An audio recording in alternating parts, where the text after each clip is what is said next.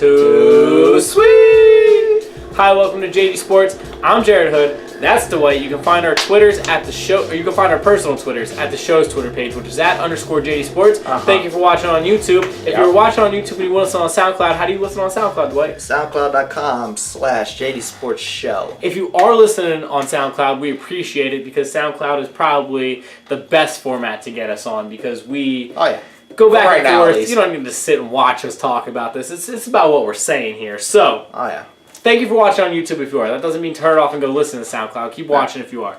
Do whatever you gotta do. Dwight? What's up?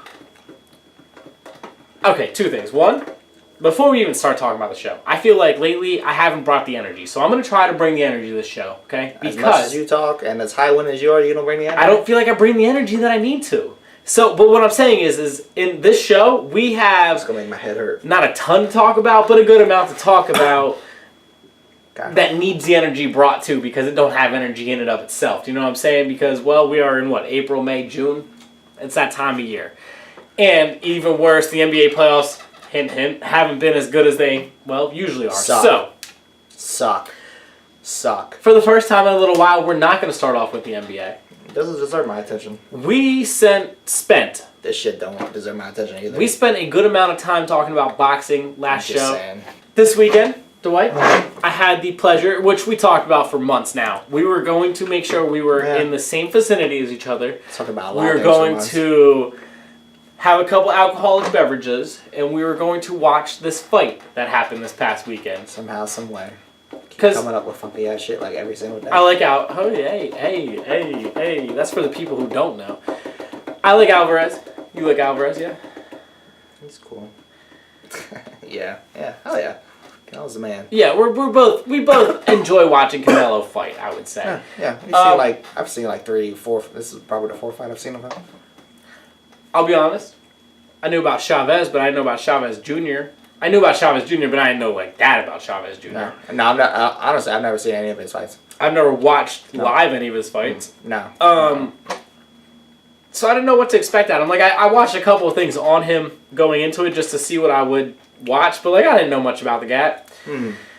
I'll be honest, we both watched this for Canelo. Oh yeah, 1000%. And this was supposed to be the be all and all brawl out for the Mexican community. We got together for it. We had a fun time Saturday night. We had a good time. We had on one TV the basketball game, which was the Warriors in Utah Game 3. We had on the other TV the fights, right? Yeah.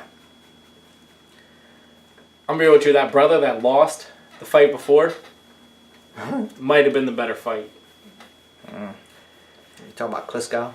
Klitschko versus was it? No. I'm talking about the brother, literally the brother that lost Elliott. I think was his name. That literally lost right before the Canelo fight. The lead-up fight, yeah. Yeah, right. Because it was a good fight, and even the fight before that was a good fight. On the undercard was good. Yeah, they all went to distance except one. I'm pretty sure. Yeah, they were fun. They were good. Yeah, solid. We got to the main. They were fight. actually competing with each other. What a concept is boxing. This is what we do. I made a drink. We're about to get to the main fight. They're coming out. I'm drinking my drink. By the end of round 1, we had a pretty good idea how the rest of this night was going to go. Canelo handled business. I said it to you 3-4 rounds in. It felt like, and I don't know the numbers as much as you do because you are better with this whole combat sports than I am, but it felt like it was 3-1 punches landed.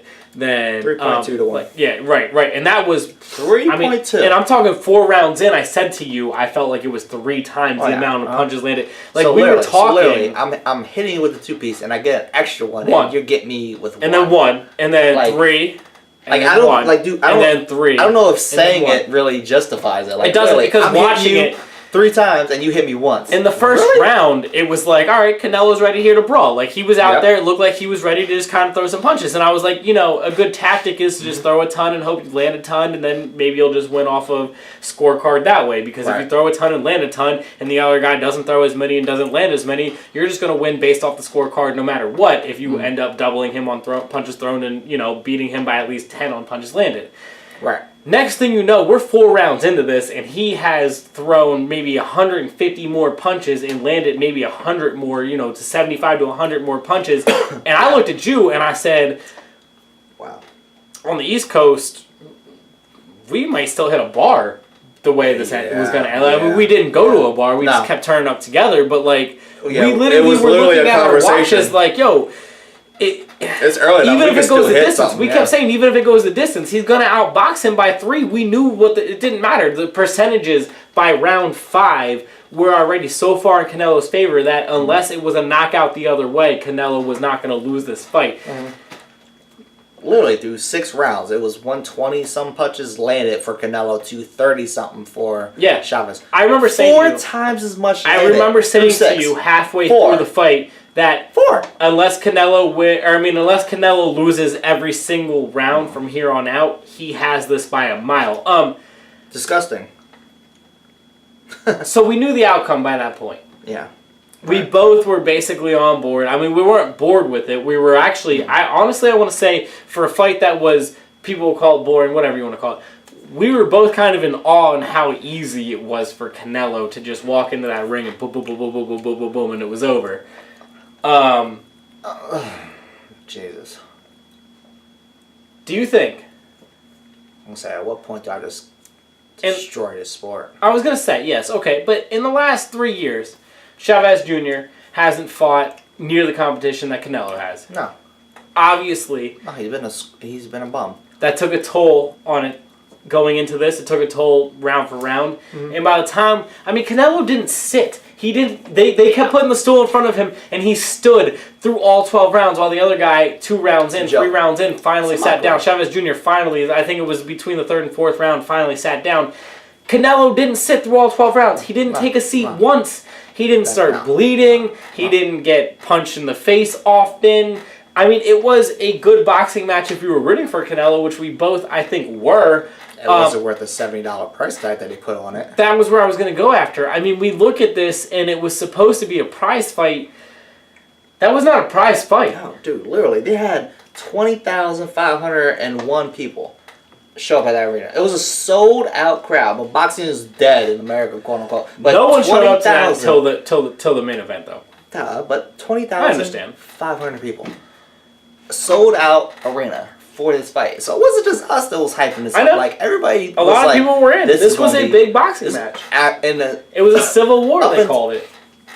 Up until this recording, which I'm sure it's been out since this will be uploaded, but I've been trying to look. I looked all day to see what the pay-per-view buy was. Nothing's out right now. I think it comes out Thursday. Well, okay. Wednesday or Thursday. So we'll know about the next show. In the week. Right. But I really want to know because I feel like I don't know if it reached 1 million. I know Canelo kind of averages around, especially his last fight was like 90,000 just on his own. Yeah. So you would think with these 2 names that maybe it breaks 1 million. I don't think so personally, but there's a strong possibility that it actually does. But then, you look at which has transpired, which even Max Kellerman called out in the middle of the fight. He was like, "This is a glorified sparring session," which is exactly what it turned into. I mean, like literally, let's look at the numbers. Literally, Canelo landed 37%. Well, let's just round it. 38% of his punches. Okay, cool. Chavez landed 24. Canelo landed 228 punches. Chavez landed 71. And that's not even the story. The story is Canelo threw 604. 140 plus more punches landed? Canelo threw 604. Chavez threw 302. He threw twice the amount of punches. Literally double the amount. Literally. Okay, if they don't land, it is what it is. But the big story... He landed over 120, 140 punches more. Right, but the big story is, you mean to tell me this dude did more than double you? Literally, a double plus 2 more than you. He threw double what you were able to throw. Like, if you don't land them, it is what it is. You can call it good defense. Maybe it's just not connecting for whatever reason, but... my man threw twice as many punches as you. So at the end of the day, what does it come down to? It comes down to a lack of effort, and then it comes down to a whole nother situation, which I'm about to go into.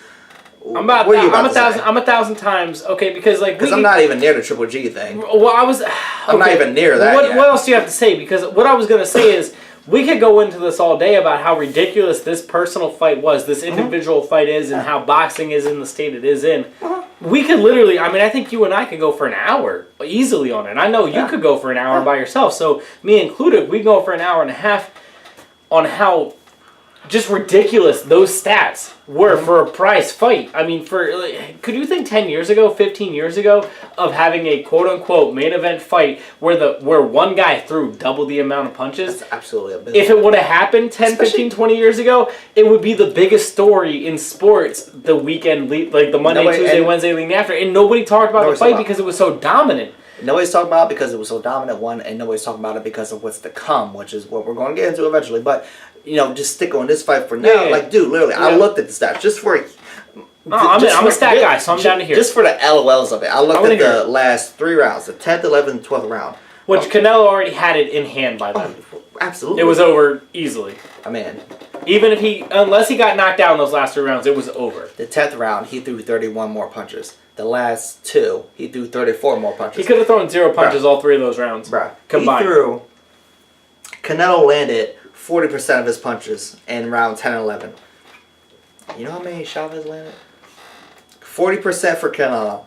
I want to say Chavez landed 25. 28. In round 10 and 11. Yeah, granted, round 12 is kind of wash, and it was Canelo's worst rounds. Yeah, Canelo owned him already. He didn't have to. Even if Canelo lost, as long as he get knocked out in the 12th round, he won. Right, so that's not the story. He could have lost the round. The story is, okay, well, we might as well 11-1 in rounds. Yeah. Well, it was a wash. They gave it 12-0. I know. They gave it 12-0. Yeah, I know that. I mean, you look at it. I mean, and it kind of goes into the Triple G thing, but you look at it, and this is why boxing in the state isn't, dude. There's no way of transitioning into this situation because I'm looking at it and I see, okay, this is why. As hype as, I try to make this fight out to be, as hype as everybody try to make it out to be on all these networks and shit. Yeah. And even to them, they try to put this on a pedestal and it's like, yes, I am all in. And, people are hype and you sold out an arena in America where it's allegedly dead. We were excited. And then it turns into a glorified sparring match that is pretty much built to hype up something that's going to happen, 6 months from now? September? Okay, so I'll get into this. That's what I was going to go to next. Because I'm probably going to... Because as I said, we could go in all night about how a major this weekend, how bad it was. This is going to turn into a major rant for me. Go ahead. Let's lead it up. On top of how bad the fight itself was this weekend, which was the showcase in boxing, I mean, I get the Joshua Anthony and Klitschko fight last week was... the bigger fight, if you're talking boxing-wise, by boxing heads. I still need to watch that. Shout out to me for not being that guy. It was 1,000 times better of a fight, and I watched it, and it was great, and we could go all day about how good of a fight it was. But when you're talking about boxing today, and we speak to Americans, so boxing today in America, we just talked about how bad of a weekend they just had. I mean, that was a bad boxing weekend in America because that was the biggest boxing weekend in America in 2 years, and it ended up being really bad. So the next one, like you said, is about 6 months from now. The problem is... that fight ended. Canelo wins. Yeah. Outside of saying Vince McMahon was backstage ready to play some music. Yeah. You know what's bad? Go ahead. Why? This shit pissed me off. You know what? As a WWE guy. No, because literally, in the middle... Have you seen anything more staged? I'm just going to stop you. Because literally, when it was going down, what did I say? I literally drew it out for you. You said it to me. You said it to me live. You said it to me live. Today, I was reading some articles, and literally, this dude, he did an article for Forbes.com, and he literally said, this is Triple G came out in WWE fashion. I was like, that's funny. That's exactly what I said. That's exactly what you said to me. You said, why are we watching a WWE event right now? For those who don't know, Triple G was in attendance. Next thing you know... and he announced he was going to be in attendance months ago. Right. Cool. Well, a couple weeks ago. But, more so. He was very excited. He canceled his fight a couple weeks ago. That was supposed to be last weekend. In the summer. Yeah, right. And the fight's supposed to come in the summer, but they were like, cancel it, stop yourself for September. Okay, cool. So he's in attendance. They make sure to show you him in between rounds. Okay, cool. The fight ends. Next thing you know, like I said live, in WWE fashion, my man had a full introduction. He came out to music and everything. The white stripes. He didn't even come through the crowd. The white stripes. He came down the ramp like he came down the ramp. Like it was went like this. Like it was WrestleMania. Mr. Golovkin Can you come backstage real quick? We're about to do your grand entrance. It looked like it was WrestleMania, and Alvarez just won the title belt. Exactly what I said. Yep. The World Heavyweight Championship of the world. Yep. And they said, oh. They sent out the number 1 contender right away. Yo, SummerSlam is in August. The only issue is that they had the date set. As he was walking down the ring, it said Triple G versus Alvarez, September 16th. As Triple G is walking down the ring, and Alvarez just won. Now, so the one thing I want to say before we get into this, before you start just breaking them down as an organization, which you should, you pointed out to me, somebody who doesn't watch these sports as closely as you do, the realistic side is that they told Triple G, sign this contract, and this contract is versus the winner of this match. Right. And we all know you want Alvarez, not Chavez Jr. Right. But this contract is for the winner of the Alvarez versus Chavez Jr. fight. That's exactly what happened. Right. And you're going to come out no matter what. Even though for months, for weeks, and for hours, and for days, and for any kind of time period you want to put on it, Triple G was talking about Canelo for a long time now. As the guy that he was going to fight next. As the guy he wanted to fight next. Maybe it is just coincidence and circumstance in a perfect world that Canelo fought this guy, fought that guy, got to Chavez Jr., beat the crap out of Chavez Jr., and we're here ready, and September 16th, here we go. Maybe. The other part of it is Vince McMahon is helping out boxing. And instead of Vince McMahon, you put out Oscar De La Hoya. I'm just saying.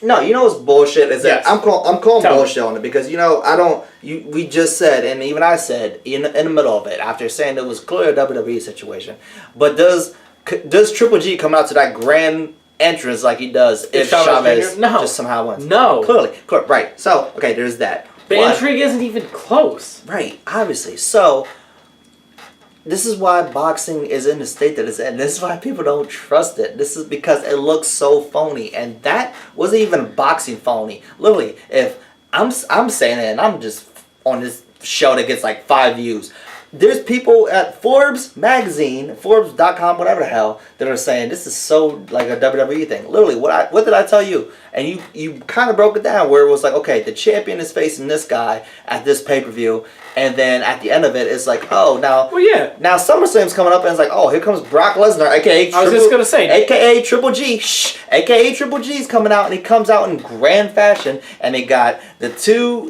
heavyweights going at it. You got Vince McMahon in the middle saying, what's going to happen at SummerSlam, and that's literally what happened.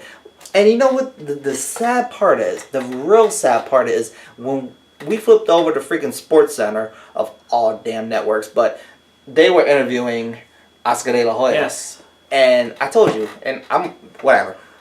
I said it literally looked like he just busted a nut. Like he literally just walked into a room full of virtues. You could not wipe the smile off this man's face. And I was like, what if this would have backfired?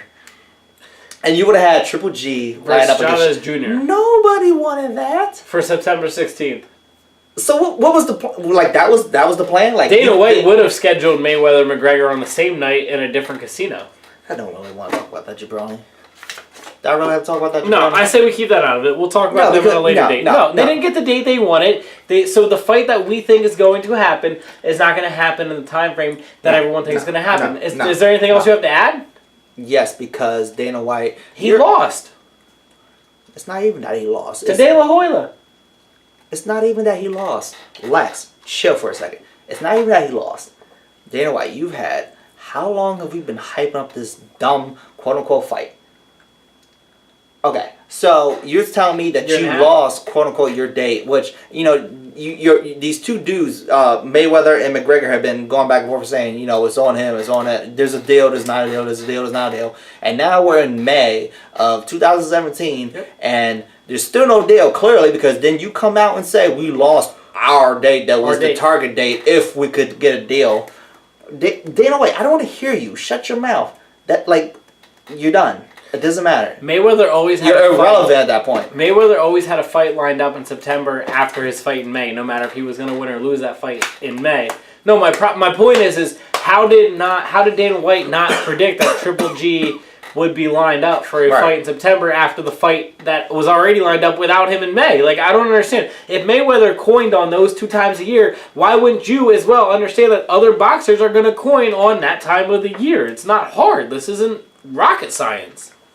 I don't know. The bottom line is, at the end of the day, is that this whole thing looked phony as hell, and I understand why people hate boxing, because it's the same reason I kind of hate boxing. I've fallen off of it because it looks phony. It's not even WWE phony. At least WWE admits they're phony. It's, we're WWE, but we're not going to admit it. Yeah. And, you know, joke, like I said before the show came on, I said joke's on me, because guess what? We're going to end up watching it. We're going to end up buying it like we did for this bullshit fight. You're right. So joke's on us. But it's a mockery, and it's a damn shame. And, and you know what? I should be excited, because this is the fight that I said. It's going to be a great fight. I said last week, this is the best case scenario for boxing. But the fashion that it went down in, it's not the best case scenario. The best case scenario would have been a brawl-out fight, and then Canelo wins. It's like, hell yeah, I'm hyped for this. Instead, it was a sparring match, and now I'm supposed to be hyped for something in September, which I will be as the time goes on, obviously, because they're both great fighters, and I love them both, and somebody's going to get knocked the hell out. But I can't be excited by the way the shit just went down. Like, it just put a whole taint on the sport that was already there. And, you know, I'd be interested to see what those pay-per-view buys look like, for real. My favorite and how many people are not going to buy because of that. My favorite part of you being my co-host is that you hate the past and you hate the future. Okay, you don't like... You constantly accuse me of that, but that's cool. But that's my favorite part of you as a co-host, right? You're all about the present. So I'm going to put you on the spot. Triple G or Canelo, who wins in September? Triple G. Okay. We'll revisit that, because I love Canelo. I love Canelo, but Triple G's on a whole nother monster level. But we'll get into that. We'll revisit that in September. Uh-huh. But easily. I won't even hesitate on that. Yeah, I love Canelo. Moving on. Because I want to try to lower your blood pressure, even though... Good luck. Moving on to LeBron James won't lower your blood pressure. I'm indifferent. I don't care. The NBA playoffs is trash. Let's go to basketball. The NBA playoffs is trash. What is there talking about? I gotta tell Draymond Green how much of an idiot he is at some point. We'll get there. Let's start off with It's not even for the same reason you think it is, but go ahead. Let's start off for the East. In the East, did Cleveland flip a switch? Since the regular season? Just in general. Because everyone said about that switch that they don't have. Yeah. Can I be honest with you? Can you be honest that LeBron was a fuck saying, oh, I need help, but he doesn't need help? Yeah, no, I agree with that. Timeout. Hold on, no. That Cleveland team back when he said they needed help before the All-Star break needed some kind of depth. They got depth. They got Darren Davis and Darren Davis. Kyle Korver. They have guys coming off the bench right now. Kyle Korver didn't play well the last 2 games of the playoffs. Stop it. In Game 3 and 4 in Toronto, Kyle Korver was the best player on the floor outside of LeBron James. It's so easy. Cleveland Cavaliers. Not the point. Darren Williams, we both mocked that situation. Yeah, I still mock it. Okay. He's an alright backup, but I mean, I still laugh at it. We both kind of laughed at Kyle Korver thing. I like Kyle Korver. And you still said he needs help. I still think they needed help at the time, and they ended up not needing help from it. It's right back to what I said. Shut up, LeBron. Can I tell you the difference between the regular season and the postseason right now? That LeBron just needs to show up and be LeBron and not even dominate like he normally does. I'll give you that, but... Oh, of course, yeah. No, the insight, the realistic difference of what's going on. Anything that's, anti-LeBron, you're like, yeah, but he needs help. And now that it's cool, even though it's the same roster, it's like, oh, yeah, it's LeBron now. This is what I was saying. No, yes. Because this is what I said back in February before the trading deadline. You didn't say they were going to struggle. Everyone else said they were struggling. I didn't say they were going to struggle in the playoffs. Everyone else said they were going to struggle in the playoffs.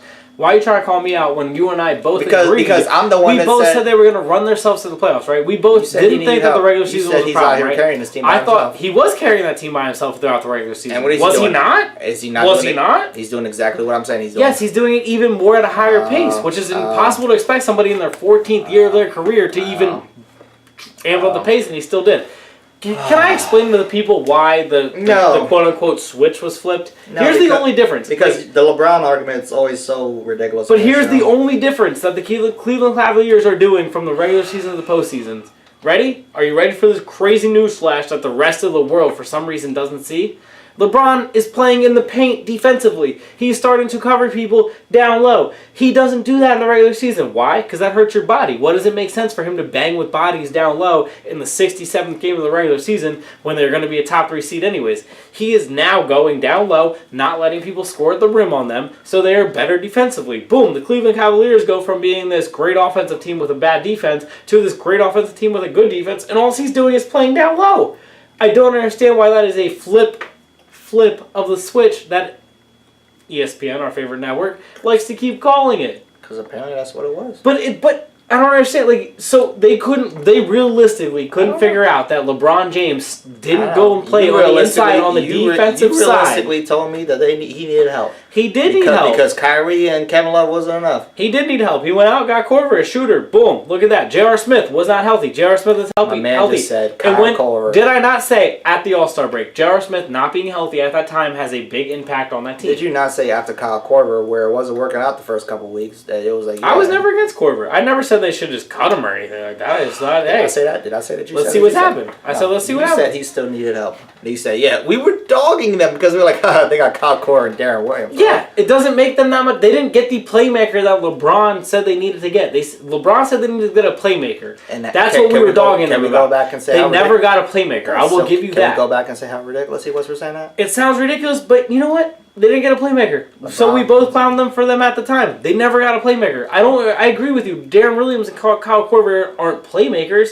I still felt like they needed to go out. Struggle on LeBron. You just relax. I still feel like they need to go out and get better. I told you I was trying to bring. I'm just trying to bring the energy in general. This is you in general. But I'm gonna bring it to the next topic as well, and I don't like either of the next teams. This is you in general.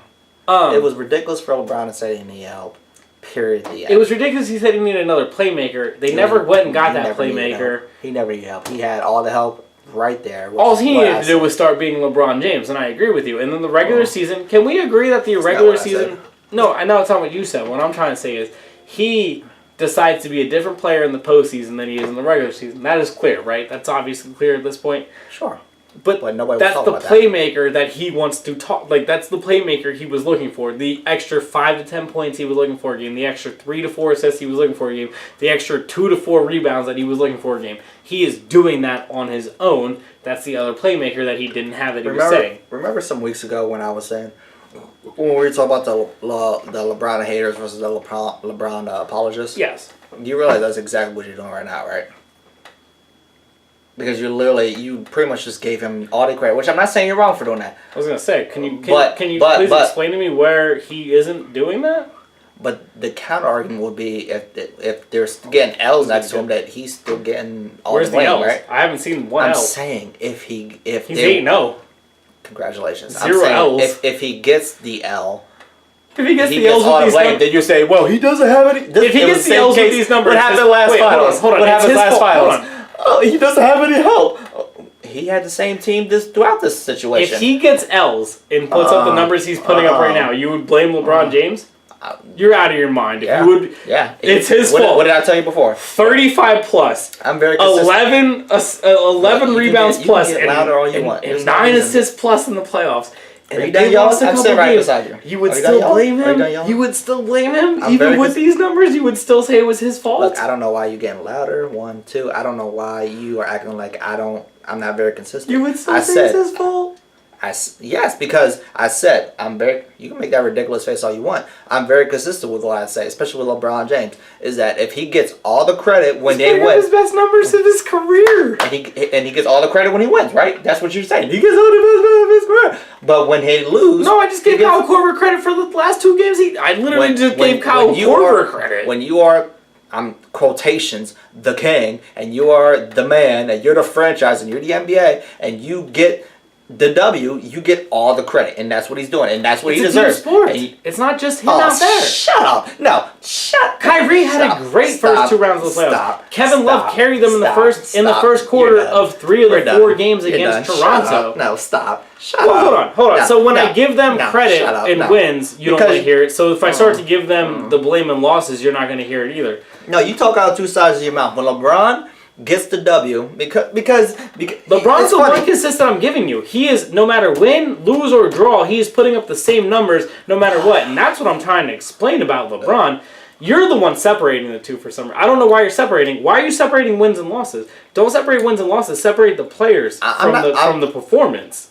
You're not separating players from performance. You're trying to tell me that I'm blaming LeBron for the wins, but not giving him credit for the losses, while I would be blaming the rest of the team for the losses and giving him credit for the wins. And what I'm trying to say to you is, no. LeBron is consistent. LeBron's here. LeBron's playing consistently like here, and they're playing consistently like here. And right now, they have all played consistently like here. The only way they will start losing is if LeBron takes a step down or if they take a step down. That is literally it. It is one of the two. Either he takes a step down or the team takes a step down. I would be with you on the sense of, I agree with you. I think that the only way that they start losing games is if the team takes a step down, because I don't see LeBron taking a step down in these playoffs. I didn't necessarily say that, so I don't know what you're but you're trying to tell me that I'm saying that LeBron doesn't have, it's not his fault if they lose, and you're trying to say that I give him all the credit if they win. You do. That's exactly what you do. I'm literally just explaining you the exact opposite, and you don't want to hear it. You just said no when I just said I'm explaining you the exact opposite. You just said no. You just said no. That's not how you played last year. Yeah. Did I not just say that Kyle Korver was the best player outside of LeBron in the last 2 games of the last series? Did I not say that before you even said any of this? Yes or no? I don't know why you're so fucking loud. I'm trying to explain to you. Like, I do see the difference. But your octave don't need to be a 12 when I watch them as 16 players on an NBA team. I will evaluate the other 15 players on the way the other 15 players play. That's how I've always done it my whole life, my whole career. You make my head hurt with your volume. I don't see how I've differentiated. And he doesn't change at all. I'm trying to figure out. So where am I wrong on that? Please tell me. Please tell me. Because this has been an argument for over a year. Of what? Of what? Please explain to me how. I don't need to explain it because you're always flipping. So LeBron James is. He's the Messiah. Just like, yeah, he's a Messiah. All right. That's it. He's a basketball Messiah. I guess LeBron is not the reason that Toronto is out of the playoffs, even though they are. Tristan Thompson. Like I said, he gets all the credit when he wins. He gets no credit when he loses. I didn't say he was all the credit of why they were winning. I literally, before we got into this conversation, I literally said other players on their team, and you still don't give me the credit. And I literally said, do you not understand that the LeBron, literally the 2 different sides? This is what you don't understand. Yes, I'm on this side, you're on this side. I'm saying how ridiculous. Over, yes, you are. As ridiculous as both sides are, it's more so in over here. As much as you like to be this gray area person, right in the middle. But with LeBron, you're not. I will give you that all day. It's a team sport. He doesn't win. You're in the middle when he's winning. San Antonio. The year they beat San Antonio with Miami without the rest of his team. They don't beat. You're in the middle when he's winning. Yes, and when they were losing, I do absolutely see how usually it's not his fault that they lost. You're not wrong. My point. Outside of the Dallas series and the Boston series last year with Cleveland. The San Antonio series that they lost in Miami, San Antonio shot the best shooting percentage by literally 117% in the history of the NBA playoffs. Point made. Outside of that series, that is the one outlier that he was still really good in and they lost.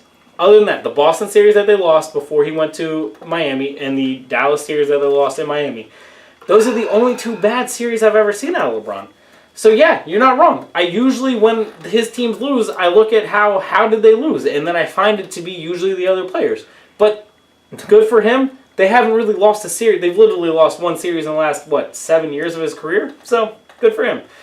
That's fine. We'll move on. Because people in general, I think you're heightened on the people bringing up the MJ versus LeBron thing lately in general. I didn't mention Jordan at all. I know, but what I'm saying is I didn't even get into how and I'm not going to now. I had all these great stats about the way LeBron's been playing, and I don't want to get into them now because... And nobody cares. Well, I do. I feel like LeBron fans do. I feel like there's a lot of LeBron fans. But I feel like half of the people that watch the NBA like LeBron, and half of the people that don't watch... half of the people that watch the NBA don't like LeBron, so it's 50-50. But that's why I wanted to get into both sides of it. But I don't even want to get into it now. It's fine. Sure, Joe. We'll just wait till after the season. If he continues to do what he does and gets through it, then I guess we'll have to get into it. Tired of the show being a LeBron apologist show, which is what it's become. Well, then we'll make this an Isaiah Thomas apologist show. How did you feel about Isaiah versus Washington so far in their series? It's not an Isaiah Thomas apologist show. I already told you how I felt about Isaiah Thomas and the Boston Celtics. If they lose in the first round, I wasn't going to feel any type of way about it. And if that's being an apologist, that's just me being a real fucking person saying the circumstances don't warrant a fact that they lost or they won.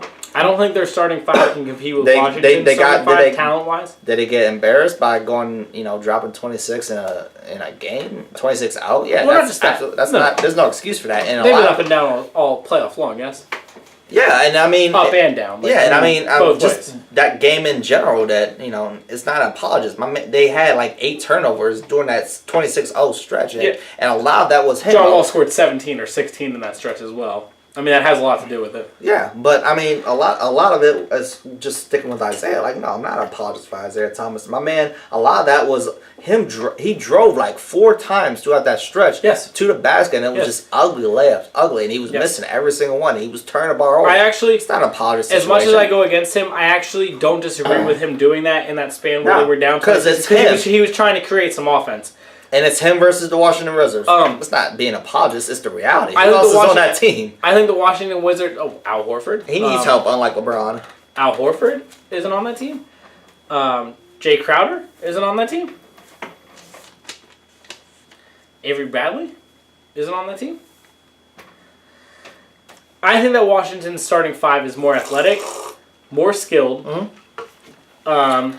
And that showed in that game in particular, yeah. And we always talk about it. When it comes to the NBA, when it comes to basketball, in the 7-game series, it comes down to who is more athletic, who is more skilled, who can basically put the ball into the basket more than the other team. I mean, sadly, that's what it comes down to. And Washington clearly has the better offense when it comes to the first 10 to 15 minutes of these games. Yeah, they have more depth. And so then Boston finds themselves trying to just chug themselves back when you come back from the middle of the second quarter or the middle of the third quarter breaks that they come back from. It's 2-2 as of this recording. Yeah. I got Washington winning because I think Washington's starting five is just more skilled. And when it comes down to... But I also thought Chicago's starting five with, obviously, Rondo was more skilled. That's why I felt like they were doing what they were doing to Boston. Mm-hmm. Boston as a 1 seed seems to be the craziest outlier, that their bad games seem like they are so bad. Like, we're watching this team that we don't even want to watch. And then their good games were like, how crazy is Isaiah?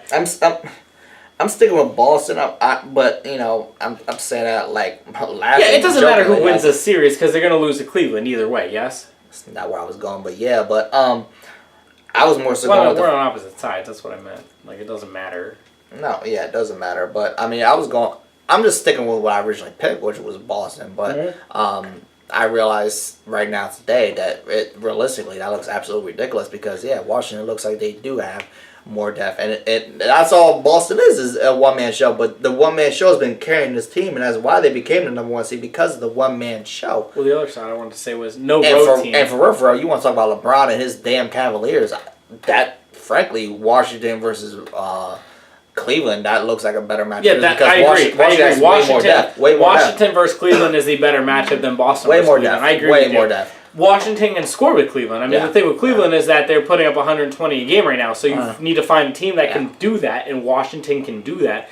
I was going to point out in the series, because I think I picked Boston before the series as well, but I'm picking Washington while it's tied 2-2. Yeah. The thing is that I could be wrong in the sense of no road team has won. Between Boston and Washington. Maybe that has something to do because Washington was the second to worst road team in the entire league this year. So I could be wrong on the basis of they didn't just play bad on the road. I honestly think it was the Morris injury in the first game, and then he didn't really play well in the second game, and then he came back the third game, dominated, fourth game, dominated. That's why I find like Morris, the just entire front, Washington healthy is better than Boston. That's why I'm taking them, like, athletic-wise. I don't think... I think if you're going matchup-wise, coach for coach, I think Boston has the better coach. If you're going scheme-wise, Boston has a better scheme. If you're going Isaiah, I think can... As much as I love John Wall, I think John Wall is the better point guard. Isaiah is the guy who could put up 55 in a random night and, just will you to win. The thing with Washington to me is that they are just more skilled. And when you come to a 7-game series, it comes down to who has the more skill, who puts the ball in the basket more. Yeah, that's why I go with Washington. I mean, you kept throwing the Al Horford thing in there, but I mean, he's a piece. But right. He's not going to do what they're going. Washington has got 3 different guys who can play with him down low and rotate. So I was going to say, Boston would need going forward if they would keep this type of roster. They would need they would need a small forward or another guard out there with Isaiah. Top 3 pick and then their own pick as well. They have the Nets pick, if I'm not mistaken. Well, they're not getting a ball player, so I mean, I don't know who you get in that situation, but you need to get a wing player. Definitely. Yeah. You need some out there with Isaiah. Somebody out there with Isaiah. You need the... Because you have Isaiah and Bradley, who are both good. But now you need, like a... I was going to say a Malik Isaiah Monk. Horford, not Isaiah and Bradley. But I mean, I was going to say like a small forward, power forward, or center. But you have Horford as a center. So a small forward or a power forward, like a Malik Monk out of Kentucky type thing that can put the ball into the hole. Man, I mean, I don't know. I think Boston needs another guard. I think they should go the John Wall, Bradley Beal situation where he got two. I think Avery Bradley's good. I honestly think Avery Bradley's a great shooting guard for Isaiah. I think they need more on the guards. I mean, on the forward side, they need a small forward and a power forward. I like Jay Crowder, so honestly, if you want to go small forward over any of them, because you have Horford and Jay Crowder as your center and power forward. So if you go small forward plus Avery Bradley plus Isaiah Thomas. That is a deadly starting five if you can get a Malik Monk as your small forward. Sure. I'm saying go small forward, shooting guard. If you go small forward, cool. And you know what? I'll give you that. Avery Bradley can be replaced. He's good. He can be replaced, though. Put him on the bench. He can be replaced. I'm not going to go against that. If you can get a better two guard and put Avery Bradley on the bench, well, that only helps everything. So I mean, hey, cool. We're talking future schematics here. I'm looking at this particular series. We both agree that Isaiah has no help. He's by himself. Even like Horford Horford had one good game. Right, and I'm literally saying LeBron, it's on him or it's not on him. Like literally, no. Isaiah, his wins are on him. His losses are on him. Like it's an Isaiah show. His lowest point total of the series, they got blown up by 25. I don't disagree with you. It is Isaiah or bust. He needs to score 30 to 40.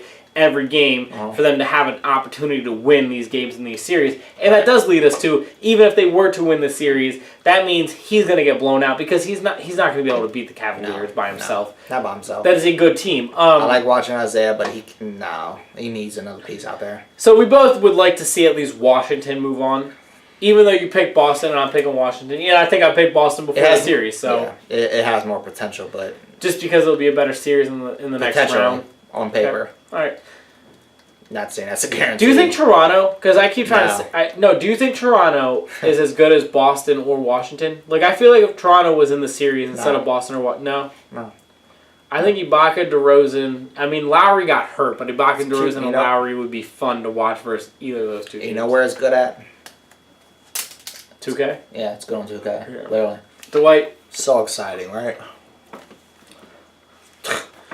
We spent very little time talking about LeBron and Cleveland and Toronto versus Cleveland, and so I imagine you want to spend about as much time on who's Golden State playing? Sacramento? No. Get the cowbells out. The Suns.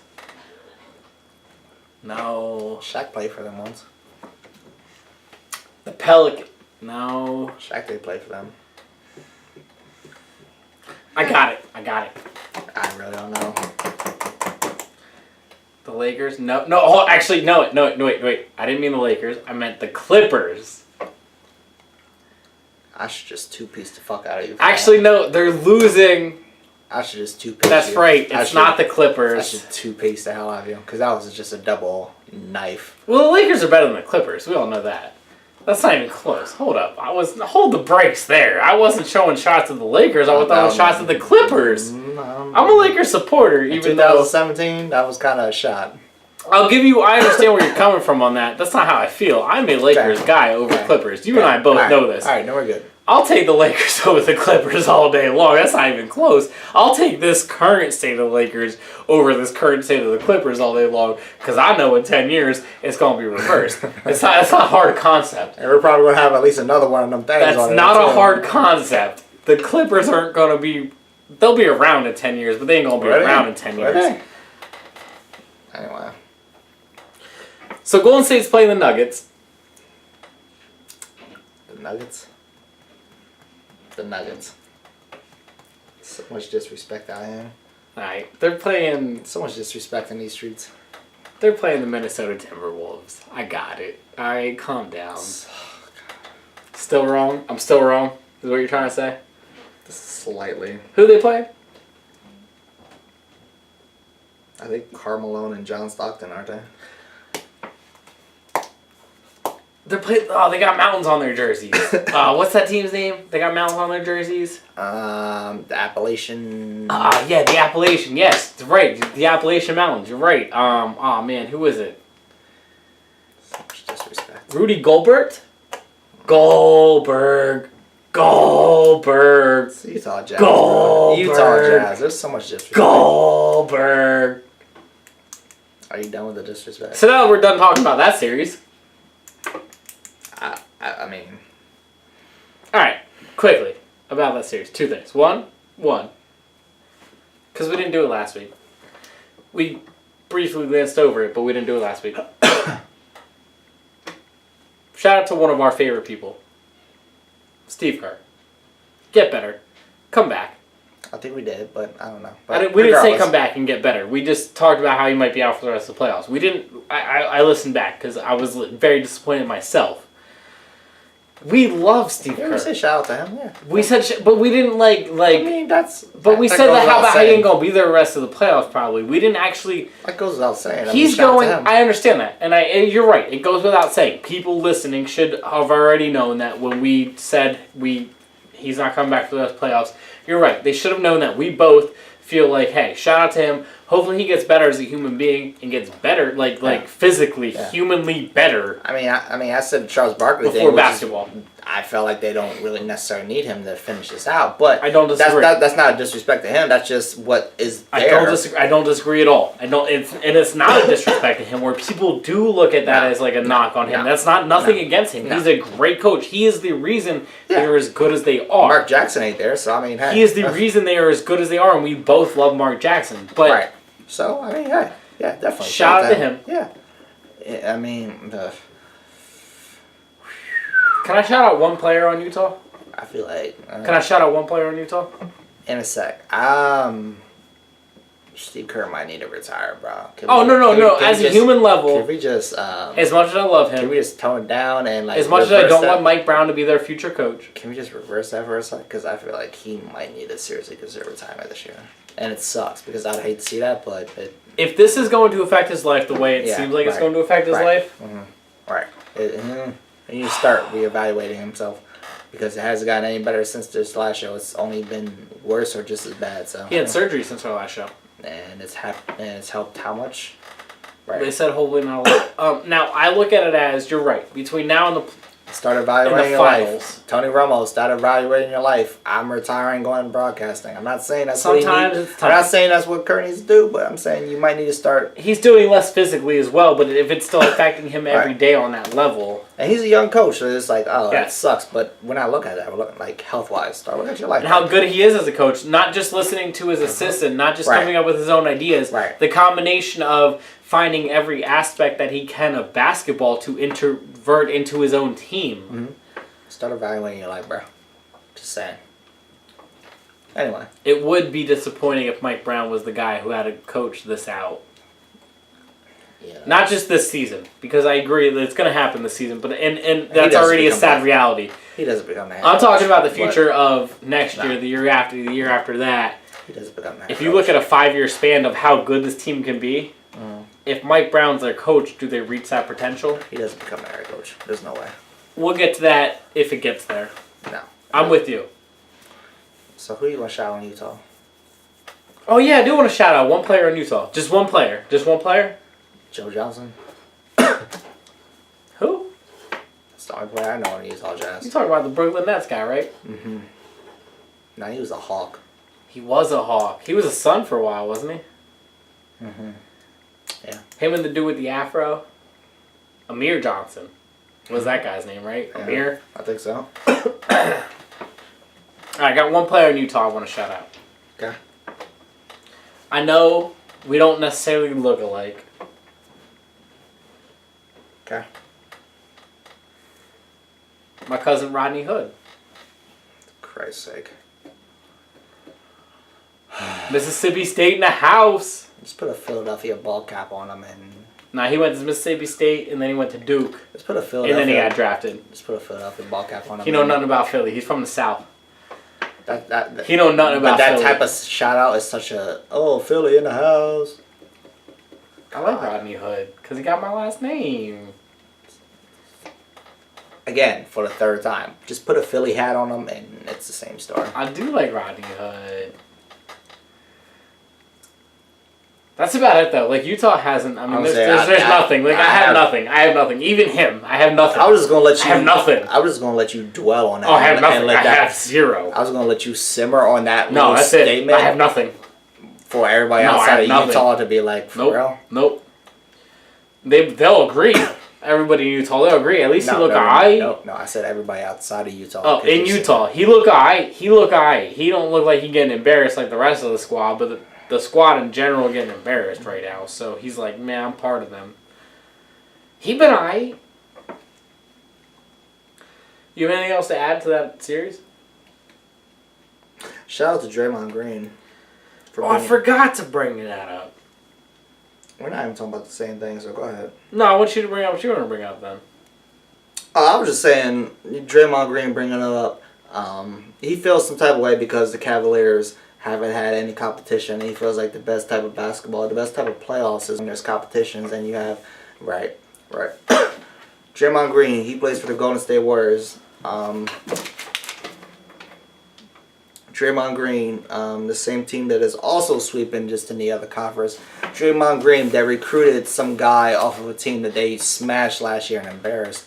Draymond Green, the same guy that point number 3. Ironically, they're beating Golden State Golden State has been beating the Western Conference by more points per game, as in like 13 points a game compared to like 8 for Cleveland.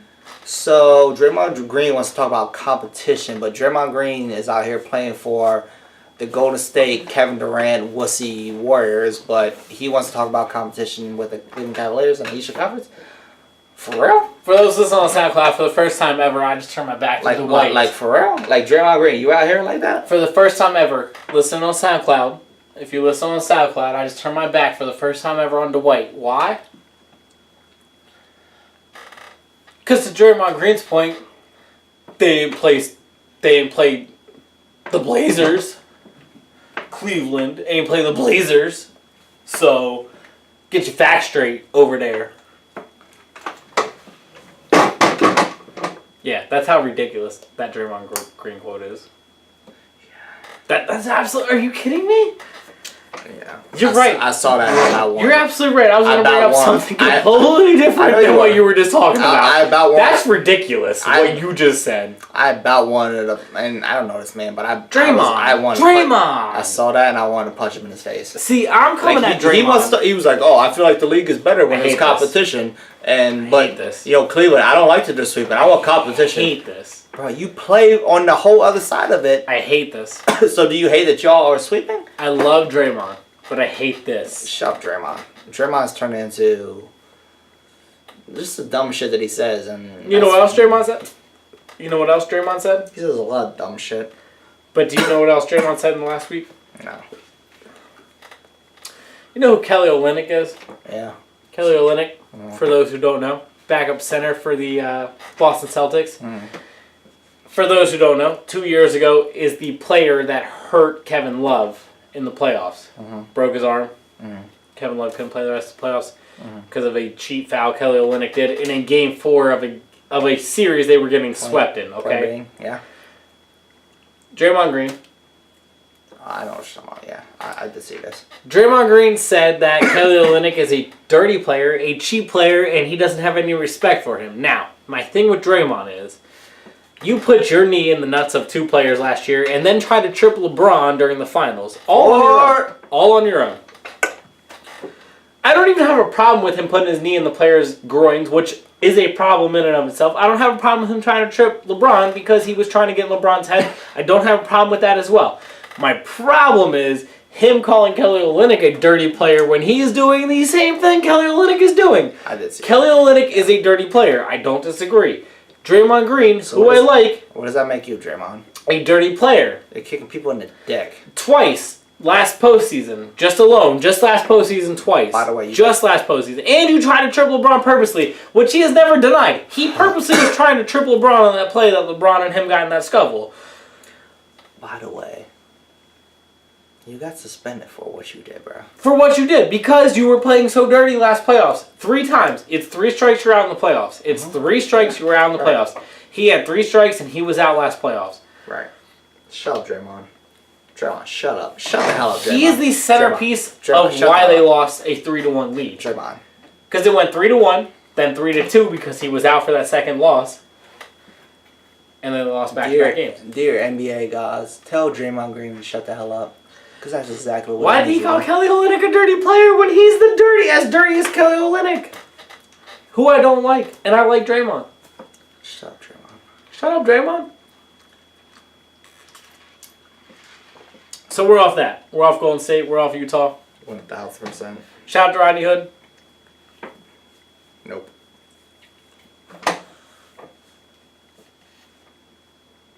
So the team that's going to lose to Golden State in the Western Conference Finals is the winner of Houston-San Antonio. And as of this recording, it's 2-2. Yep.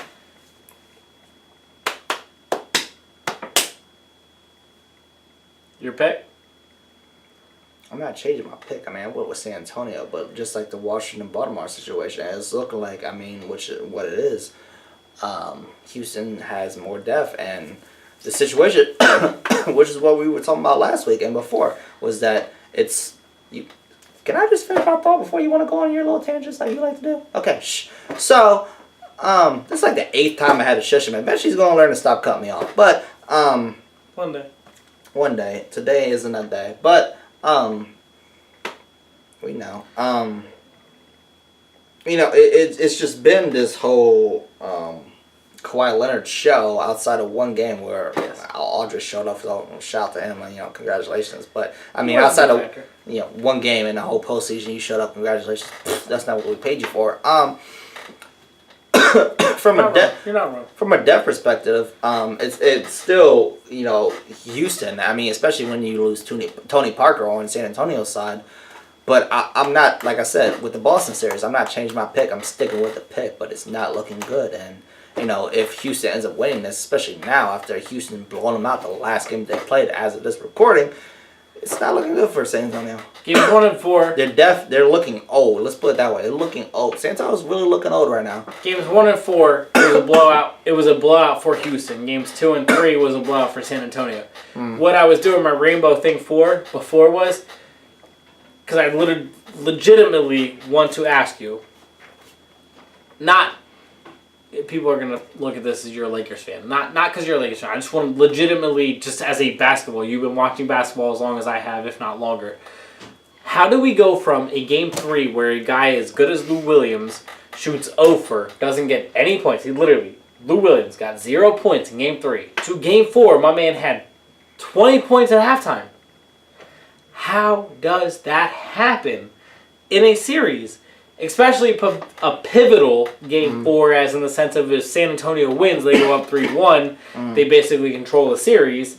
2, if they lose, it goes 2-2. Now you have a 3-game series, the best 2 out of the next 3. That's San Antonio getting old and not having the depth that they need right now at this stage. And the next thing I want to ask you, because I think we both watch basketball the same amount. We both have a good level of what's going on out there. But we look at it from different angles. I would like. Do you feel like the San Antonio losing Tony Parker aspect? Do you think that has an impact on the series going forward? Not just the series, but them going forward. But in particular, do you think that has an impact on San Antonio, the Spurs, beating the Rockets going forward? Initial thought on paper, without really looking at it, it's a no. But when you really look at it, yeah, it's a huge factor because Tony Parker. Okay, who's the backup? It's Patty Mills, Patty Mills, Okay, so yeah, there's that. Then you look at Tony Parker. He's been, in comparison to the regular season this year, he was doing much better in the postseason. He was being Tony Parker. Was he Tony Parker of 5 years ago? No, but he was Tony Parker of Mm-hmm. as recently as 2-3 years ago. The game that he got hurt. The game before he got hurt. His numbers are way better, and at the end of the day, regardless of what his numbers were, even if his numbers were what they were in the regular season, which were kind of average, it's still a better option than Patty Mills. You can't. It's kind of the Rondo thing with Chicago, where it was like, okay, well, who's the playmaker? I don't know if Patty Mills is going to be that playmaker. Yeah, they lucked out, and yeah, they have a better wingman with Kawhi. You could ride on that, but I don't know if you can ride on that to a championship. I don't know if you can ride on with just him as a playmaker to a championship. We talked about it last series. Ginobili against the Grizzlies. He had 0 points until the third quarter, or until the third game against the Grizzlies. He's a non-factor. But no. My point was, is it the same thing where, like, even though Ginobili had 0 points until the third or fourth game against the Grizzlies, just him being Tony Parker, just him being Manu Ginobili, is that enough for not just to throw the defense off, but everybody on the court, for them to kind of respect what's going on there enough to be able to work the rest of the offense in? Or is it a Patty Mills kind of opens up the rest of the offense for San Antonio now that you don't have to worry about Parker being there to get his buckets or, that kind of stuff? No, because even in 2017, I'm still taking old man Parker over Patty Mills. But That's fair. That's fair. If you look at it from youth perspective, you're saying Patty Mills, but even over time, right. I was looking at it from specific of this playoffs right now. Like, who is giving you the better option out of the backcourt? It's Tony Parker all day, two. I mean, there's a reason Patty Mills was still coming off the bench. So, and to be fair, Parker didn't get hurt till game 3. Right. They got blown out in game 1. They won game 2. They won game 3 even with him getting hurt, and then they got blown out in game 4. So it's not like it's necessarily he's the difference of the series, or he's the difference of covering a particular player for Houston and making it harder for Houston or anything. It's just who would your option be? So, as of this recording, the series is tied at 2. Who are you taking? Parker down. I said I'm not deviating from my picks. Okay. I'm still going San Antonio. I am too. I don't like it. Just like I don't like the Boston situation, but Agreed. I'm sticking with my picks. I'm going to stick with San Antonio as well. Longevity, even if I'm not saying the injuries, I just believe in, the Pop situation where if you're telling me Pop or D'Antoni, I'm going to say, well, Pop's going to figure it out. I'll give you that. And I give D'Antoni more credit than you give him. And I know you're not you were against him because of the Lakers stuff, but I know you understand the reality of who he is. Not even just the Lakers thing. I'm against him as a coach in general. It's not just the Lakers situation. Well, the Suns thing didn't help. The Suns thing was a good thing. It was the Knicks thing. But if Aldridge shows up... It didn't help against you. Aldridge showed up for a game.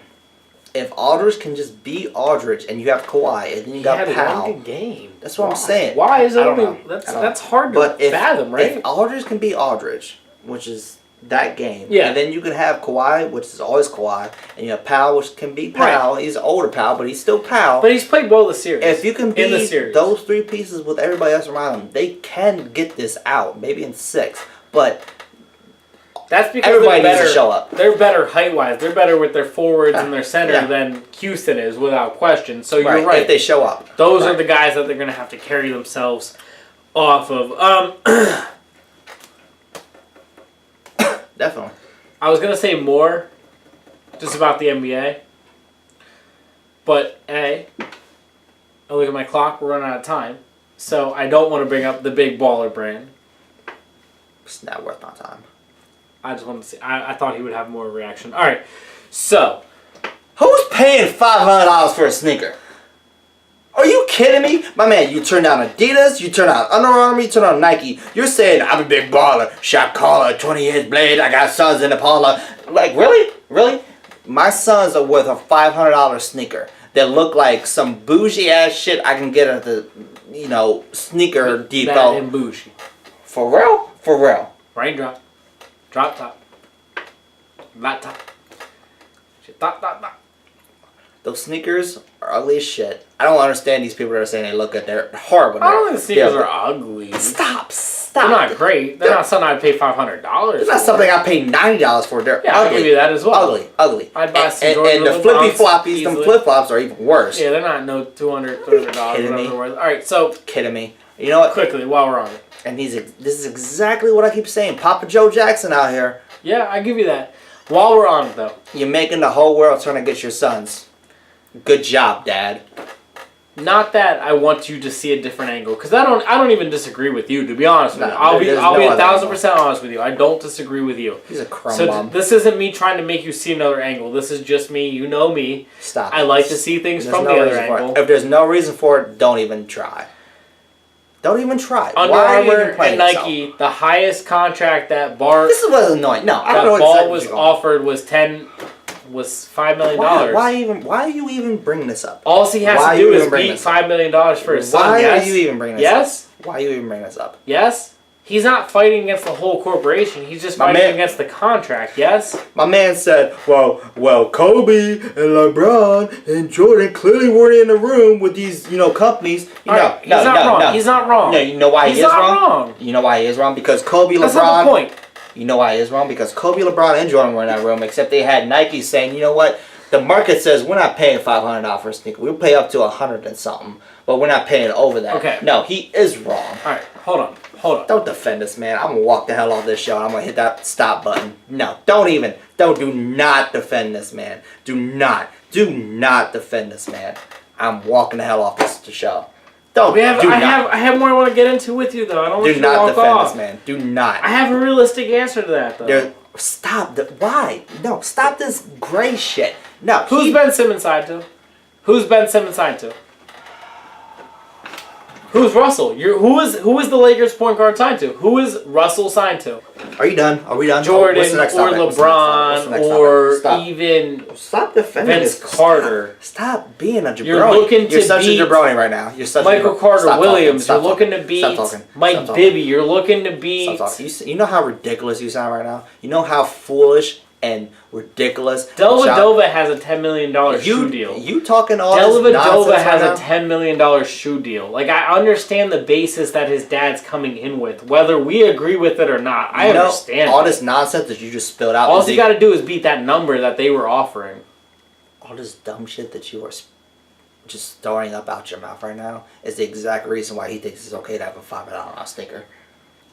Stop it. I wouldn't buy his sneaker. Stop. My point is, if they match the deal, does he not win? If they match the deal, that they're not. They shut his kids down. It's over. What are we talking about? But what if they? What if by November they get the $10 million? What if they get to that number and he has the same number? Because I'll be honest with you. I think that they get the number. I think they get to $10 million before November. And if they get to that number before November, then they beat any contract that he would have signed that wouldn't have started till November. So if they get to $10 million before them, which I think they do because of the price of the shoe and because of the brand and because of the $250 million that they got free from guys like you and I talking about this. I agree with you. He has overstepped boundaries. Is this show over? But if he made all three of his sons' money off of one son, he wins. I'm done with talk sports. And himself, he wins. The show's over. We doing our outros because there's nothing else to talk about. That just made me sick. I got more things to talk about. I can't believe you really just fucking defended this man. There's nothing else to talk about. I have no desire to talk about it. It's a reasonable side. Even though I don't agree with it, it's reasonable. No. That's asinine. It is reasonable. You the only person on the planet that could find a reasonable argument. That's not reasonable? No. If they match the same contract that Nike and Under Armour offered them, and then they exceed it, that's not reasonable? If. All right, Philly hopeful. He's from Philadelphia, ain't he? No, there it is. That's where it's at. I know you hate him, but your Lakers won him. And they claim they won him. Magic has said he is the best player in the draft. Magic. Remember what I said before in the show where every time where there's an argument and he's like, yeah, but the Lakers. Case in point. It's disgusting. Moving on from sport, then. I have nothing else to talk about. All right, let's go to a different sport. I have nothing else to talk about. And the MLB. I have nothing to say to even this topic because that just threw me off. I told you I didn't want to talk about that. The Yankees have been really good. The Cubs have been underperforming. Oh, my God. My Phillies have been mediocre. I can't even be excited about that. We're not a day-to-day show, so it's hard for us to talk baseball because baseball's a day-to-day sport. He really just defended that whole situation. I want y'all to realize that. I did. All three of you that are listening. Even though I agree with you. And I agree with you. Then why do you have to always say yeah? Because I was trying to give you the other side of it, and I don't understand need it. to He's give not wrong. no. But if he gets $10 million, you and I both, my opinion and how you said that honestly, it looks bad. If they get to $10 million by November, we look like the idiots, and he wins. You know who looks like the idiot? He wins if they get to $10 million by November. Yes or no? You know who looks like the idiot? The one that has to say yeah, but I agree with you. If they get to $10 million by November, does our opinion look stupid then? Yeah, but I agree with you. All right, that's fine. You want to knock that all day. I will. My thing is, because I agree with you. Okay. Then why argue? If he gets to $10 million by November, are we wrong? It's a right and wrong sport, and sometimes I'm right. Sometimes I'm right, like Russell Wilson. I was right on. Sometimes I am wrong. Johnny Manziel, I was wrong on. Do you know what I mean? It is a right and wrong thing that we are doing here. If they get to $10 million by November, are we wrong? As much as you want to hit on Skip Bayless and Stephen A. Smith, you always have to give the other side of it. Those two are wrong 90% of the time, though. I feel like you and I are right 50% of the time. Because one of us picks one side and one of us says, yeah, but. Yes, but I don't think that goes because one says one thing and one says the other. I agree with you on the ball thing. So, like, we agree with things on each other. There was no reason for that whole spiel. Zero reason. But do you know what I mean? Like, we agree with things on each other, with each other. We agree on things with each other. And I feel like we're wrong half the time, and I feel like we're right half the time. And I feel like I'm wrong half the time and right half the time. I feel like you're wrong half the time and right half the time. My thing is... There's no reason for that. Okay, but this in particular topic that you're having a problem with, if they get to $10 million by November, before the season tips, they don't win? Because I feel like they win. I feel like they beat our opinions every day of the week if they get to $10 million by then. No? It makes all three of them rich, though. And to his point, that's what he was trying to do. He wasn't just trying to make one son rich, he was trying to make them all rich. I'm with you, and I hear you, and I agree with you. Even I agree with you. 10 years from now, Lorenzo Ball ain't going to be shit, probably, even though I like him as a point guard. Well, you're absolutely right. You just getting I win it for nothing and defending the other side saying, yeah, but was for nothing. Moving on to baseball. There's no reason to talk about him. He's a clown. He's going to get clown attention. There's a lot to get into. I'm sure. Yankees have been playing well. Phillies have been playing all right. Red Sox aren't as good as they used to be. Dodgers are balling. Arizona Diamondbacks and Colorado Rockies are fighting for the West right now. We're not even in June. So you're not wrong. Keep looking at your clock. You're not wrong. The reason I'm bringing Boston up, the reason I'm bringing baseball up, Lonzo Ball put out a sleep on Boston. There was an incident last week. Adam Jones, on a Tuesday or a Monday. It was a Monday. It was on a Monday. He caught the last out of the game. And he went ballistic. Like, they just won the story. Okay. Game 7 of the World Series. We don't know the story by now. He said he did that because he was getting yelled the N-word at him all night. He was getting a bag of peanuts thrown at him all night. He was getting a lot of racial slurs when he walked up to the batter's box all night. Before we get into the Orioles and Red Sox situation, CC Sabathia, a pitcher for the Yankees, one of 63 African Americans playing in the entire MLB. I'm talking 32 teams and only 63 black players, African American players, are playing in the MLB. He is one of 63. There's 57 men rosters. There's 32 teams. He's one of 63. He said, well, when you go to Boston, you're just used to that. You're used to getting y'all called the N-word. You're used to getting called every racist slur in the book. You're used to getting peanuts thrown at you because you were a black. Adam Jones and CC Sabathia. Now, you could take CC out of it. I'll give you, if you take CC out of it. Adam Jones, one of the best players in baseball. One of the best. He's a top 10 outfielder in baseball, a black player. You're telling me he's still, this is his 8th, 7th, 9th, 10th, whatever year in the MLB. He still runs out to right field and still gets racist slurs yelled at him. Andrew McCutchen, a center fielder for the Pirates. It's weird to me to think that man still runs out to center field and still somebody is yelling a racist slur to him in 2017 as good as these players are. It is crazy. But here we are. In the ballpark. Still getting yelled at. Now, I've been to many sporting events. I know you're looking at me like that. Why are you surprised? I'm not actually surprised. I'm trying to set that up. I'm trying to set this whole thing up. You're right. I'm not surprised. That wasn't what I was going for. I'm going to say, don't fucking but this, bro. My thing was... Don't but. I've been to how many games? Like, Dwight, you know me. Like, you know me off the air. Not just us talking sports. Like, you know me as a human being. You know my deepest, darkest secrets. Like, you know me probably better than anybody else in this world. You know me. I've been to how many sporting events in my life? I've been to how many sporting events with how many X amount of people? I mean, probably over 110 people in my lifetime have I attended different sporting events with. Oh. Not one of those 110 plus people. Because and the reason I've come up to that number is because I literally thought about it this morning. Like, how many different people have I sat next to different sporting events? My parents, my cousins, my family members, my friends, their friends. I've been to literally hundreds of sporting events. I've sat way more than me, yeah. Next to hundreds of people at pro sporting events. I've never been to a pro sporting event. I will be with you. I will be the realest. I will be as real with you as I possibly can be. Not one person that I watched a sporting event with has been racist.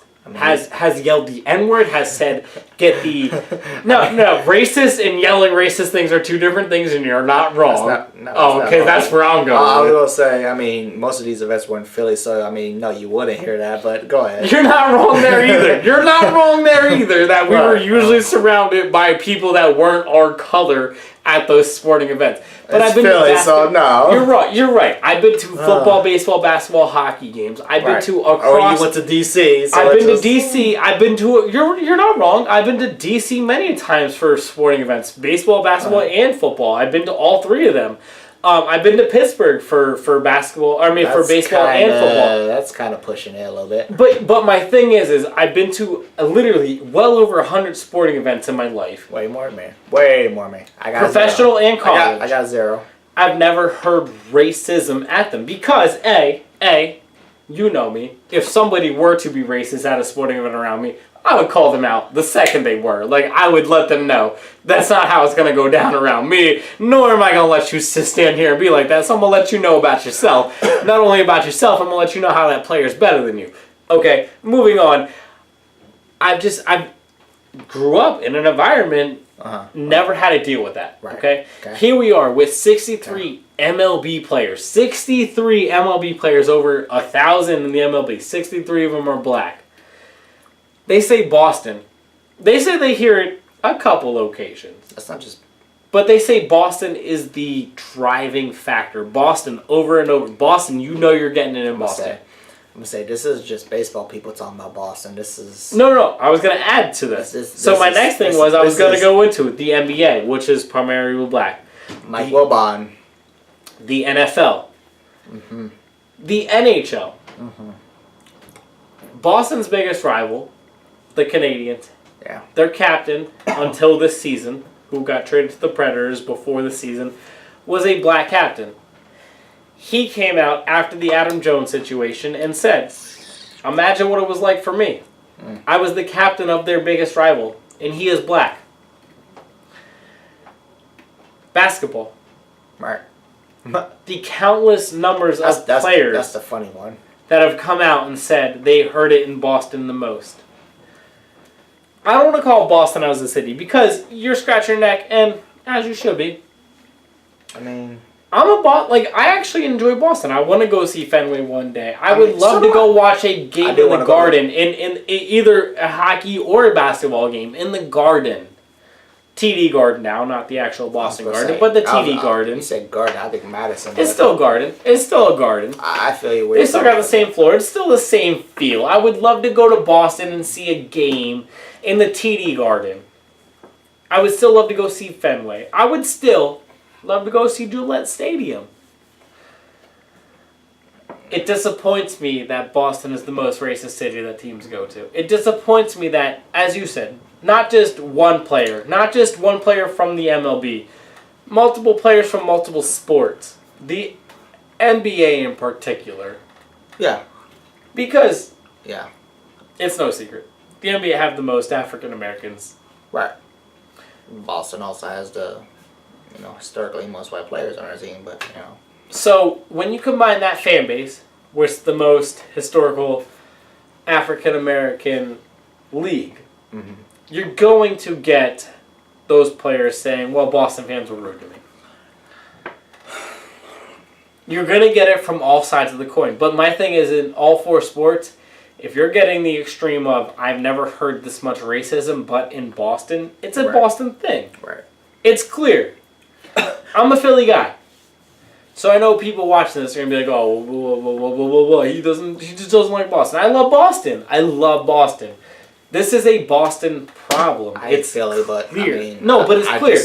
This is a Boston issue. I just say you're not going to hear race, whether it's black, white, or no, Hispanic, whatever. You made the joke earlier about Philly. Philly, I'm going to be on the opposite side. If someone's being racist, yeah, you're right. If someone's being racist, it would be against the white, which you're still not going to hear. Right, but we would get more beat up as a white man than anything, and you're not wrong. You're not wrong. Not what's going down.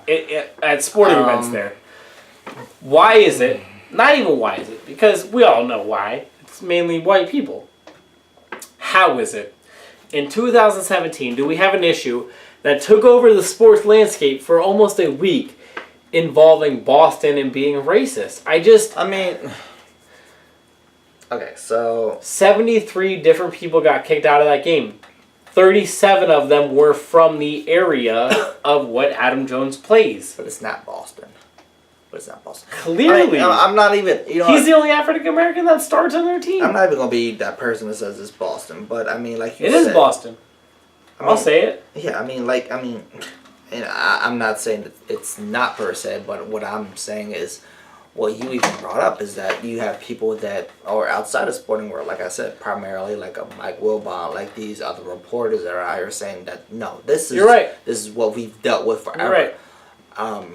And I'm not even calling out Boston per se, but for me, I'm looking at it from a perspective which, yeah, it's a Boston situation to a degree, but to me, I'm looking at it, and I tweeted it out, this is an America situation. Yes, it is.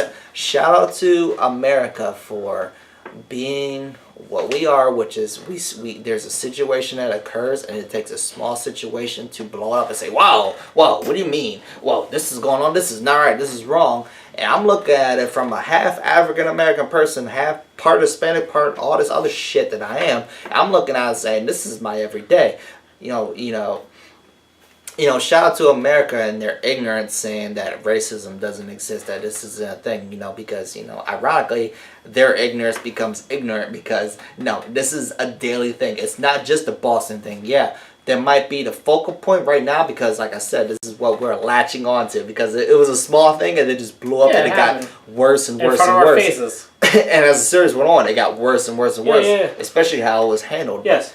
No, it's not a freaking Boston. This is America. This is not even just America. This is a world thing. Like there's racism all over the world. If Google it, England is dealing with some shit. There's other countries dealing with the same type of shit. But I'm just trying to keep it in this bubble of America. But this is an American issue. Like this is not something. This is not little ass Boston, Massachusetts on the northeast. I'll give you that. This is a constant thing. This is a daily thing. This is something that I deal with. This is something that I've been called. This is something that I've had penis thrown my way, but you might as well have in some situations. Yeah. So this isn't new, and I just hate, from my perspective, I'm looking at it saying, I'm shrugging off. I'm saying, yeah, it sucks, but let's not act like this is brand new. This is something that goes on all the time, and it's ignorant as shit that we're looking at one situation where we're saying this is wrong. No, this is America in general. This is, quote unquote, and people will shit on me, but this is our president's situation in general. Like this is the world that we are in right now, 2017 America.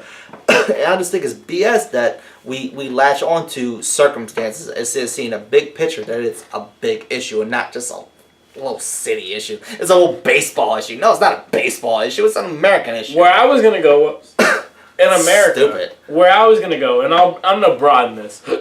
But where I was going to go was, in America, don't you find it to be an issue that the African-American athletes, not just baseball players, but basketball, hockey, football, all of them came together and said, yeah, I mean, that's the worst that's a problem. Yeah, area that we go to? Okay. That's definitely so you agree with that. But it doesn't surprise me either. But yeah, to add to that scale, you tried to make this into a world scale. I watched a ton of soccer. The EPL, since I've been watching, has a campaign literally called Stop Racism. The amount of stories I hear of the black players in the world, not the African Americans. I'm talking about the African players that from all over the world that go to play in the EPL. They get called every name in the book when it comes to black people. You heard about that soccer player that was, I think it was in England. Yeah. He got called something and he literally walked off the... Yes. Yeah. Yes. He walked off the field. I say all the time, until Messi. And he got like fined or something or suspended. It was like, really? I find it very crazy that in the world of soccer, which is, look, the soccer is the most racist sport when it comes to sports right now. The race tension in soccer is incredible. Thank God America doesn't give a shit about soccer, right? The thing that I was going to say was before probably 2009, 2010, before Messi was considered the greatest soccer player of all time, the greatest soccer player of all time was considered to be an African American, Pele. Right. Yeah. He was not an African. Yeah. He's still probably, but yeah. I mean, him and Messi are the greatest. Him, Messi, and Ronaldo are the three greatest players of all time. Right. Pele happens to be black. Right. That is weird to me because you go across all of the EPL, which is the EPL is the biggest soccer organization watched without question. Is our NFL times 1,000,000 across the world. It's still a very racist league. Antonio Brandelli, who plays for England, he literally left the league of the EPL because he was tired of the race relations that was going on in it. He's a top 5 player in soccer. He left the biggest soccer community because of race relations. It's a problem across the world. You're not wrong. Oh. This is an American thing. Oh. But this particular situation with Adam Jones happens to be a Boston thing, and the amount of players across America that come out and say that Boston is the most racist city is a problem to me because it seems like majority think that Boston seems to be the most racist city. Can I add one thing? Because it is a problem, man. It's ridiculous. Everything we've said is not wrong. Everything you said is not wrong. I just want to add one thing, and it has nothing to do with race. It has to do with the Boston Red Sox and the Orioles, the two teams we're actually talking about here. Manny Machado, in the first week of the season, hurt Dustin Pedroia by accident on a slide that, it was a hard slide. He hurt Dustin Pedroia, the Red Sox best offensive player. And we know the story. What's the point? Manny Machado, the Orioles best offensive player, since that play has been thrown at every single time he went to the plate against the Red Sox, except for 3. He was walked once, not intentionally, the way he was every other time. He got a base hit the other time, and then the third time, he hit a home run that went from the home plate at Boston to probably New York City. He hit it so far. Can I just say, after the 5th time in a row that Boston threw at him, the message was sent. Can they stop throwing at him, at Manny Machado? That's another thing. They have 9 more games against each other. He did not intentionally hurt Dustin Pedroia. I get the unwritten rules of baseball. I totally understand what everyone has to say. No. If you are going to literally hold a guy and say to this guy that we have a problem with you playing hard in the first week of the season and hurting our player on he was playing hard during the actual play. I want my players to play hard in week 1 as much as I want them to play hard in the last week of the season because the game in week 1 matters just as much as the one in the last week of the season, even though the Red Sox, even though they have 9 more games to play, have taken it upon themselves over the next 7 times that they play to throw at Manny Machado. Who is the best third baseman in the MLB? I don't agree with it. I don't like it. I'd like them to stop. I know baseball's not your thing. I know the unwritten rules thing. I was going to say that's... You're going to go into the unwritten rules, right? That's a whole nother issue that I have no desire to get I heard into, you sigh when I said unwritten rules. That's why I thought you were going there. And I'm just going to say one said the same. No, unwritten rules are ridiculous. That's what I'm saying. This is why baseball, it's so... Write them down. They're so ass backwards and they're so slow with their situations. I'm just going to say one more thing about the situation. Which is what I tweeted, which was, shout out to baseball for giving us a reason to talk about baseball in May. For a week? Oh, wait. We're talking about race wars and baseball. We're not talking about baseball itself. Which is everything that's wrong with baseball. So I'd bring up the Black Dildo and Matt Harvey situation because I can't stand the Mets if I really wanted to, but I'd rather just leave it at Matt Harvey and a Black Dildo situation. The last thing I really want to talk to you about this show, and not even just talk to you, just say it to everybody in general about to end the show. We are both, I would say, huge sports fans, right? I mean, not just sports, but you follow not just the games that are happening in sports. I'm talking about you follow people involved with sports, people who talk sports, people who are on the radio, people who are on the TV. So we both are very well connected when it comes to, not well connected with people, knowing people, well connected with feeling like we know these people through the TV or through the radio on sports. My favorite show, the show that really actually started me to even want to be in the position I wanted to be in. I would like to talk sports on the radio for a living now, but before I used to want to... You don't say. I used to, back in the day, want to cover a team and be a beat writer. I wanted to write sports in the paper for a living when I was 12, 13, 14, 15 years old. I wanted to be a sports journalist. My favorite show, The Sports Reporters, was canceled after this weekend. Sunday was the last ever Sports Reporters. Mm-hmm. I wanted to shout that out as ESPN. We go at ESPN all the time for different reasons, as usually deserved. This was one show that I felt like on when I woke up Sunday morning, or I would tape it honestly because I wouldn't wake up in time, and then I'd wake up and I would watch it after it was over. The Sports Reporters was the show that I felt like it was one of the last pure things ESPN has when it comes to people that were inside the locker room that didn't just know players but knew the knew the GMs and had their own good opinions. I'm afraid that not just ESPN's direction, because obviously ESPN's direction, but everyone's direction has gone into more of the PR side, whatever we say, this is how it is. If the Thunder release a statement that says this and this, and this, ESPN's going to report this and this, in this. Where the Sports Reporters were a bunch of guys that got together that talked about, even though it says this and this and this is really how it is. And they would tell you at least how they felt, even that if that was true or not. I remember being 9, 10, 11, 12 years old watching them at the ESPN zone in New York City and seeing all the different guys. I do understand that since John Saunders has passed away less than a year ago, who is one of the best guys ever, not just for that show, but just ever in sports reporting in general. I do understand that since he passed away, that show has taken a toll, and the behind-the-scenes stuff has gotten a little crazy. And they say it wasn't canceled because of the actual people on the air. They say it was canceled because of a power struggle behind the scenes when it came to producers and this, that, and the next thing, which is ridiculous for somebody who, like me, sounds like ESPN, would just like to watch the 5 sports reporters that they have on week in and week out. And I know it's usually 5 different guys, but I will take 5 different sports reporters week in, week out for the rest of my life talking about sports for 1 hour on the basis of reality, not this, is LeBron James better than Michael Jordan? Not this is